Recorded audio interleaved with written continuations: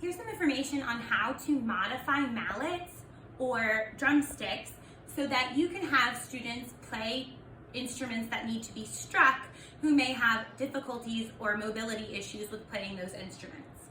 So one of the simplest ways to modify the mallets themselves is to increase the size of the mallet. So you can use like pool noodle, or you can get pipe covers from Home Depot, or these are specified or specific tools for this purpose, typically used with pencils. Now you can get ones that are a little thicker that'll fit a drumstick, but sometimes it's just you gotta force it in there even though it was designed for a pencil. And these are typically used by occupational therapists, and you can ask your occupational therapist for where to get one or look on Amazon. So this one is the type for a pencil, and now I can hold it loosely and strike something. And then this one is made for the size of a drumstick. And this is what that tubing looks like, just as the tubing. And so that's one way to do it. Now, if you can't get your hands on that tubing, there are some larger drumsticks or mallets that you can buy, like this one from American Drum that's made to be a larger mallet, but it's also a kind of heavy mallet. So for that student where that weight is going to be an issue, that's going to be a problem.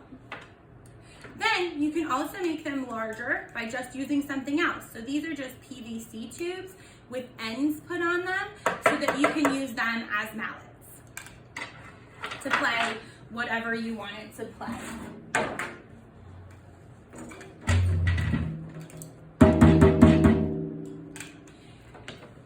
Now, you can also just use a hand drum so that we don't have to strike it with a mallet at all. And some drums are so sensitive that finger taps can be enough. Now, if we're talking about finger taps, there are also drumsticks that just go on the end of a finger. So this is a drumstick that fits onto your finger, and then you can tap. And you don't have to do a whole lot of movement to get a pretty good sound. While we're talking about tools that allow you to put it on your hand, here is another tool. This tool enables you to put it on a hand, and then it's attached. And then there's ones with handles at the end so that they're a little bit easier to hold, and this is one with a handle that's a little larger. Now there are also these straps that you can buy that are called Easy Hold, that then you can put your hand in, and they can fit on any drumstick or mallet, and the Easy Hold holders come with different size holes to go on different size mallets. So here's how I would put it on. And then what's nice about this is you can customize where on the mallet it goes. And then it goes in your hand. Something else I wanted to mention is for students who are frequently putting things in their mouths, it can be really nice to have plastic mallets and make sure that the ends don't come off so we don't create a choking or other hazard. We also have, you can take a sweatband and then just tuck it into the sweatband, and you can even put it all the way up at the wrist, and so the whole arm can be moving that mallet for you.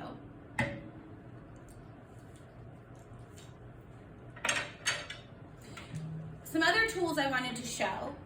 This holds any kind of instrument that you want to hold that will be struck, and then in the spring goes the mallet, and then all you have to do is make a little tap in either direction, and it can make the instrument play. You can even use this to hold a triangle with a triangle striker. And I had a student who learned that he could shake his desk on his chair, and then that's another way to provide access. The last thing I wanted to mention was access for people who are vision impaired. So I have two tools that I wanted to show you for our vision impaired students.